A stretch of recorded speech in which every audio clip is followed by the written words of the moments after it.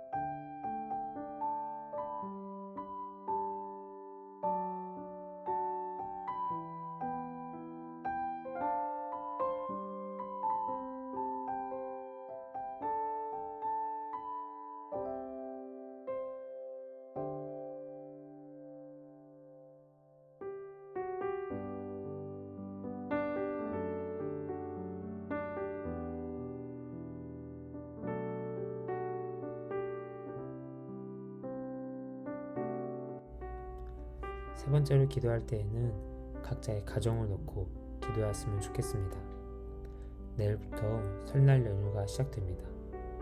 평소와 같았으면 들뜬 마음으로 한자리에 모이는 것을 기대하며 준비하겠지만 이번 연도는 코로나 때문에 쉽사리 모이기 어려운 상황이 되었습니다. 직접 집을 가야 하는가, 가지 말아야 하는가에 대한 논쟁이 가정에서 또 온라인상에서도 화두가 되고 있습니다. 이렇게 논란이 계속될 때에 사단은 이 틈을 노리고 우리를 공격합니다. 가정이 다투고 갈라지게 만듭니다.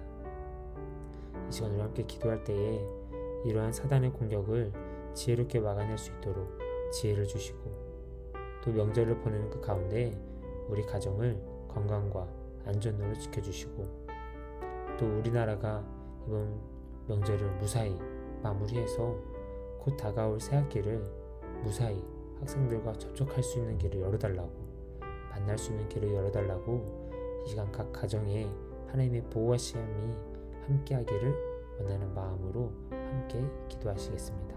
기도하겠습니다.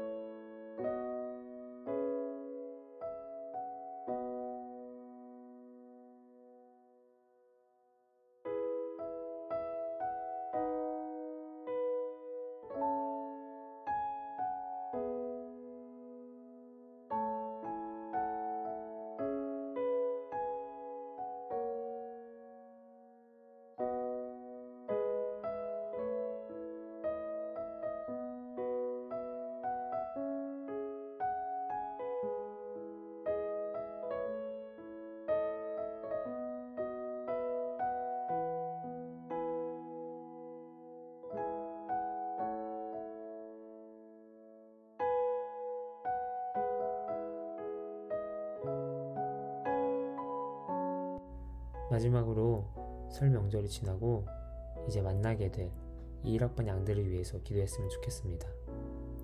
생각보다 방학이 얼마 남지 않았음을 깨닫습니다. 새학기에 새로운 영혼들을 맞이하기 위해서는 지금부터 부지런히 준비되어야 합니다. 코로나를 1년 동안 겪어온 고3들이 대학에 처음 오면서 많은 기대를 할 수도 아니면 아무 기대감 없이 올 수 있을 것 같습니다. 그런 학생들에게 필요한 것은 복음에서 나오는 사랑입니다. 죄인 되어 소망 없는 우리에게 빛과 소망의 대상으로 오셔서 죄로부터 벗어나게 하시고 천국을 소망할 수 있게 하신 것처럼 지금의 상황 가운데 그 영혼들이 하나님의 나라를 소망하고 하나님의 능력으로 말미암아 이 세상의 회복을 소망하도록 우리와 함께함으로 그 소망 되신 하나님을 알고 또 만날 수 있는 기회를 1학번 영혼들에게 허락하여 달라고 이 시간 함께 기도하시겠습니다.